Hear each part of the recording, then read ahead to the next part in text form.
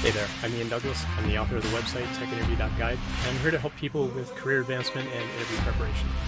My live stream on Twitch covers topics such as company research, how to build resumes and cover letters, applying for the job, getting through interviews, and what to do during negotiations. I've coached thousands and thousands of people over the years to get jobs at the biggest tech companies in the industry, and I'm here to help you too. The following episode is taken from a longer live stream event and may contain interactions with other people in chat. Check out the end of the episode for more information. Let's get to it. So I had a question in chat that said, how do recruiters look at people or evaluate people who are abroad, basically, who aren't in their own country? I think it's a great question. Some companies are more willing to work with people from other countries than other companies. Some companies are very particular about who they will work with. There are also certain countries that other countries are not allowed to do business with for various reasons, and they're typically political reasons. As a hiring manager, I've had sort of what we call offshore teams, which is basically like anybody that wasn't in the domestic United States. And I worked just fine with those teams. Sometimes we would have conversations with the team and say, okay, well, these are our working hours. We would appreciate if your team can also accommodate those work hours so that, we can get on the phone right away if there's a problem with something.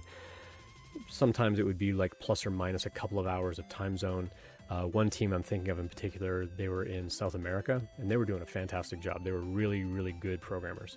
They were like 2 or 3 hours ahead of what we were doing in Colorado at the time.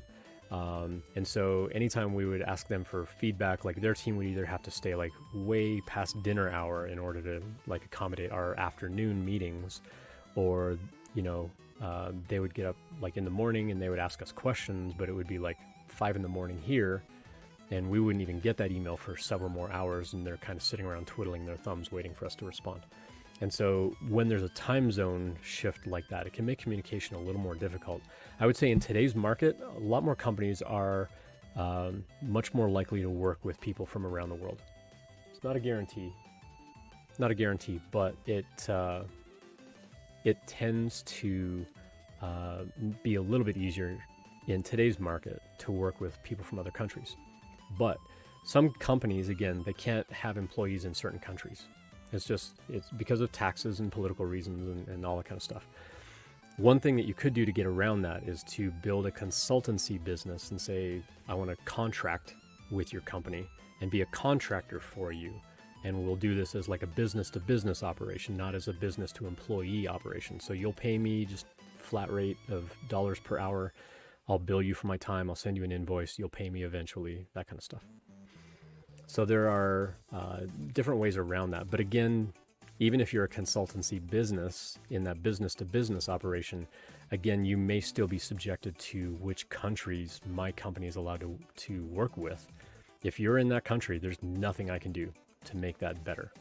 Even if you go through like another consultancy firm to my company, at the end of the day, I'm still doing business with someone in that other country that I'm not supposed to. And so as a business owner, I have to be really careful about working with people abroad. Now, as a full-time employee, it can be a little bit easier with big companies who already have an international presence.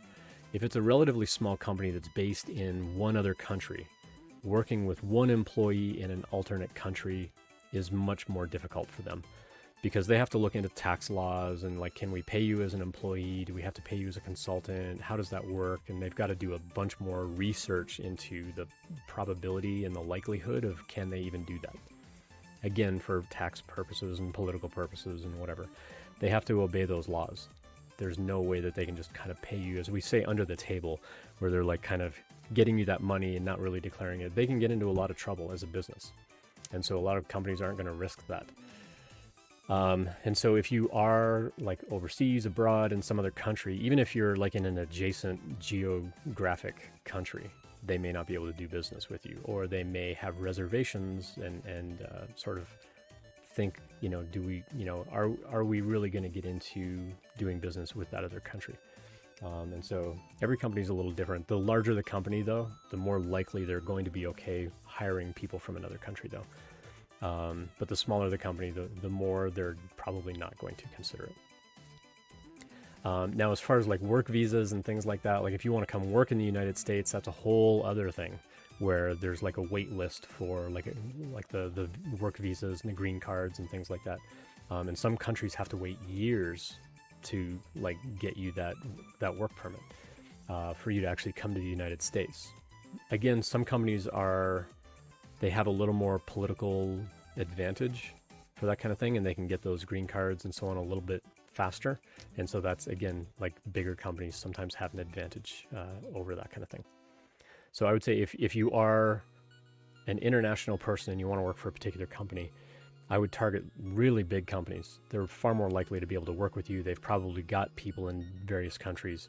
And then it's just a question of, are they, as a business, allowed to do business with people in your country, as an employee or as a consultancy business in order to get that job? So I would say the larger the company, the more likely you're going to have an advantage there. Thanks for checking that out. I hope that you found it helpful. I always appreciate feedback, so please let me know what you think. I appreciate any subscriptions, so please tell your friends and colleagues about it as well. Check out the website techinterview.guide for more information about when I'm live streaming and all of my free content. Drop by a live stream anytime to ask questions or message me privately, whatever makes you most comfortable. See you next time.